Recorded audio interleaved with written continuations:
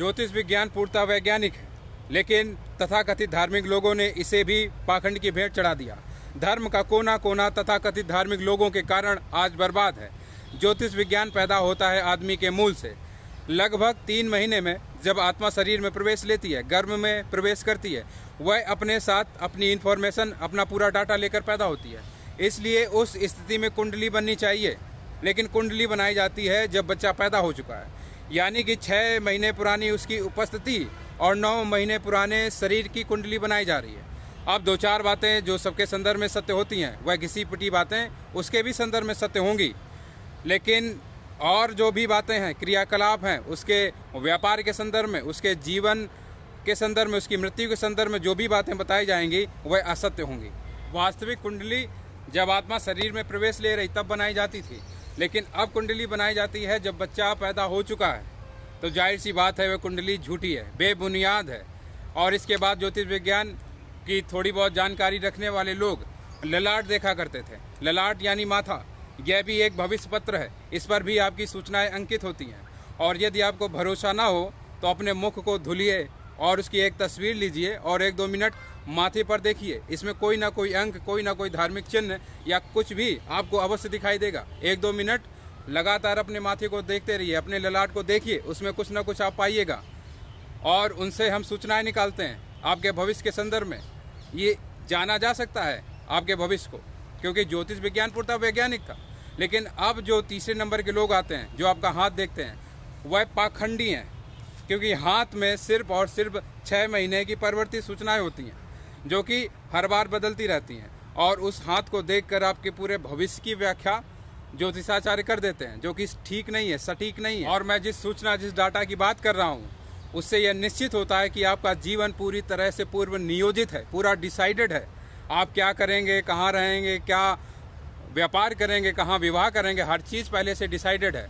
और जब पहले से डिसाइडेड है तो साथ में एक रेखा आज़ादी की चल रही है साथ में, यानी कि एक स्थान से दूसरे स्थान तक जाओगे यह तो निश्चित है, लेकिन किस भांति जाओगे वह आप पर निर्भर करता है। इसे ही मैं आज़ादी की रेखा कह रहा हूँ।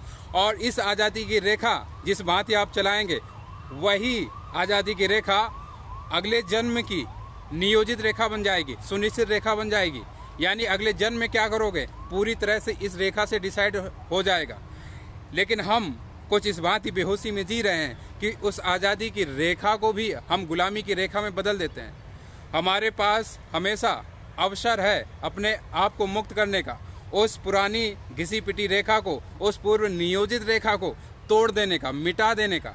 और उसके 2 ही उपाय हैं। एक तो सनातन धर्म अपना लो, और सनातन धर्म अपना लो से मेरा इतना मतलब है कि जिस भी हाल में हो उसे स्वीकार कर लो, पूरे अस्तित्व को स्वीकार कर लो और अपनी मस्ती में बह जाओ, जस्ट फ्लो।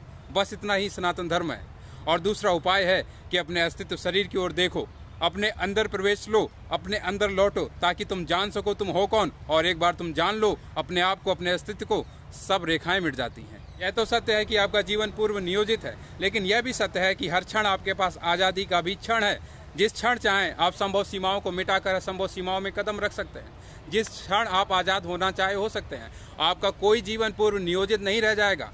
और 2 उपाय मैंने बताएं।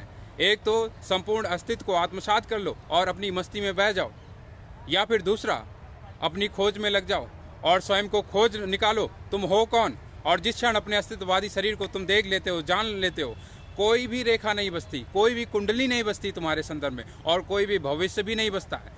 ज्योतिषाचार्यों के सारे भविष्य तुम्हारे संदर्भ में झूठे हो जाते हैं जब तुम अपने आप को जान लेते हो।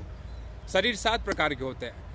भौतिक शरीर, मानसिक शरीर, ऊर्जा शरीर, माया शरीर, और इसके बाद आत्मा शरीर, और इसके बाद अस्तित्व शरीर, और उसके बाद परमात्मिक शरीर। इसीलिए मैं कह रहा हूँ कि राम भी गर्भ से आए, कृष्ण भी गर्भ से आए, और तुम भी गर्भ से आए हो। तुम भी राम हो सकते हो, तुम भी कृष्ण हो सकते हो। अपनी ओर लौटो तो सही।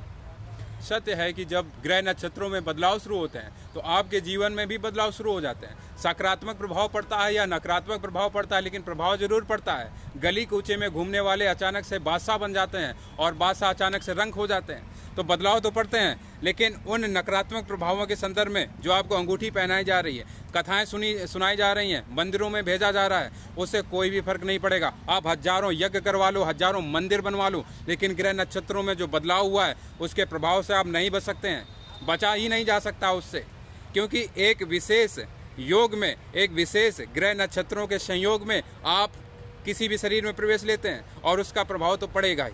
दो ही कारण है जिससे प्रभाव को आप निष्क्रिय कर सकते हैं। आत्मसात कर लो संपूर्ण अस्तित्व को और अपनी मस्ती में बह जाओ, या फिर अपने आप को जान लो। इसके अलावा दूसरा कोई उपाय है ही नहीं।